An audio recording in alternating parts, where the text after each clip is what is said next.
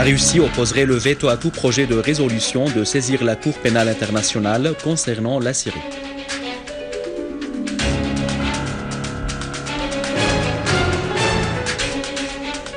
Les forces armées avancent après avoir encerclé fermement la prison centrale d'Alep.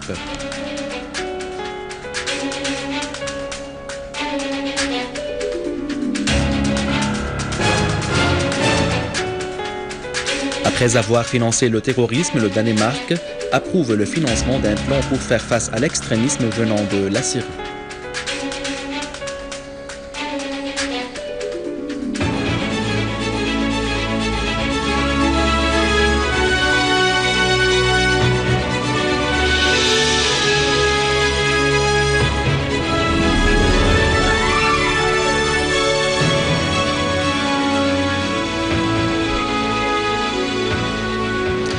Mesdames et messieurs, bon après-midi et bienvenue à notre journal. Le délégué permanent de la Russie à l'ONU, Vitaly Tchurkin, a affirmé que la Russie allait recourir au veto contre tout projet de résolution qui stipule le transfert du dossier syrien à la Cour pénale internationale. Tchurkin a considéré le projet de résolution proposé par la France à ce sujet comme une propagande qui nuirait aux efforts communs déployés pour résoudre la crise par les voies politiques. Cette position intervient suite à une autre similaire annoncée hier par le vice-ministre russe des Affaires étrangères, Gennady Gatilov. À noter que plusieurs pays occidentaux, dont à la tête la France, cherchent à parvenir à une résolution de l'ONU sous le chapitre 7 pour justifier une intervention militaire en Syrie. Des unités de l'armée arabe syrienne ont imposé leur contrôle sur le village Heilan et la citadelle Agob, deux régions qui se trouvent tout près de la prison centrale d'Alep. Les unités de l'armée continuent leur progression dans les régions entourant la prison après avoir bouclé complètement la région et causé de lourdes pertes aux terroristes.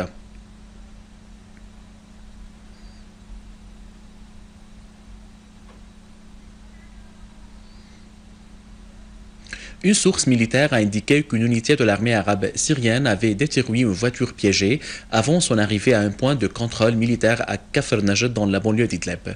Une unité de l'armée arabe syrienne a détruit à Ma'aret Nouman un atelier pour la fabrication de roquettes, éliminant et blessant les terroristes qui s'y trouvaient. Un rassemblement des terroristes a été détruit dans le village de Mouzara au mont de Zawiya. Des unités de l'armée arabe syrienne ont avorté une tentative d'infiltration de terroristes à un point de contrôle militaire à la périphérie de la localité d'Ankhel dans la banlieue de Daraa, prenant le contrôle de nombreux immeubles où les terroristes s'abritaient.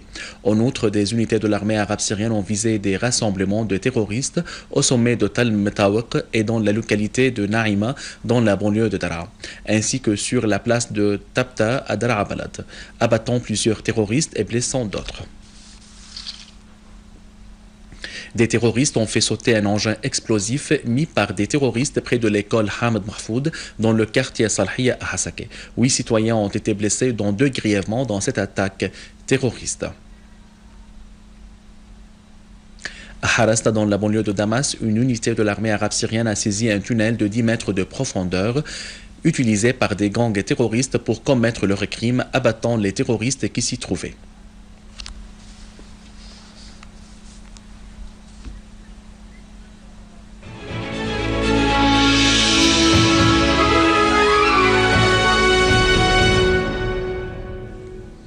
La période de l'inscription des Syriens résidant à l'étranger sur les listes électorales dans les ambassades de Syrie pour préparer la participation à la présidentielle prévue le 20 juillet en cours dans les pays étrangers a pris fin hier.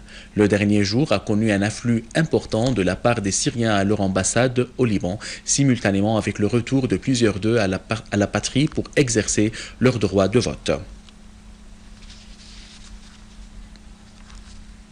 Le conseil municipal danois a admis le financement d'un nouveau programme pour faire face à l'extrémisme venant de la Syrie d'un coût estimé à 100 000 livres sterling. Cette décision a été prise en raison de l'inquiétude des autorités danoises de la participation d'hommes armés danois au combat en Syrie aux côtés des groupes terroristes extrémistes. À noter que le Danemark est considéré comme le deuxième pays européen après la Belgique qui envoie des terroristes en Syrie. Anne-Ami Allerslev, maire de Copenhague, chargé de l'emploi et de l'intégration, a fait noter qu'environ 100 hommes armés danois se trouvent en Syrie. En Irak, l'armée a purifié les zones de Fallujah, Babel, Abu Ghraib et Ramadi, tuant 73 terroristes dont des chefs qui appartenaient à des nationalités étrangères et arrêtant 21 autres.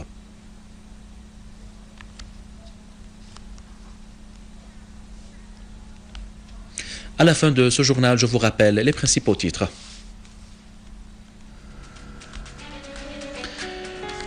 La Russie opposerait le veto à tout projet de résolution de saisir la Cour pénale internationale concernant la Syrie.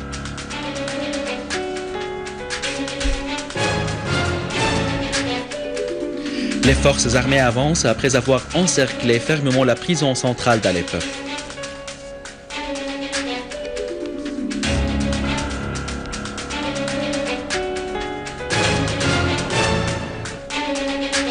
Après avoir financé le terrorisme, le Danemark approuve le financement d'un plan pour faire face à l'extrémisme venant de la Syrie.